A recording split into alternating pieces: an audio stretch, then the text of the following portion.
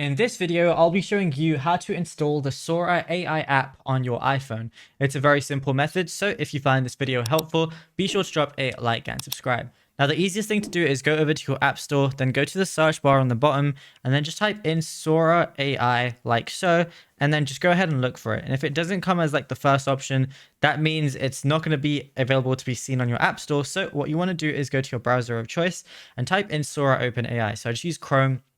And from here, I just want to scroll down until I find openai.com and it's on Sora's page. It says the new Sora app, turn your ideas into videos with hyperreal motion and sound. And depending on what phone you're on, click on the App Store or click on Google Play. So I'm going to click on the App Store right now, and it's just going to be loading the page for it. Now, if it doesn't load properly, that could literally just be because you're on the wrong location. So for example, I'm in the UK right now. Sora isn't yet available in the UK. It's like mainly in the US and Canada and stuff like that. But if you're in the US or Canada, anything like that, it should be in your app store.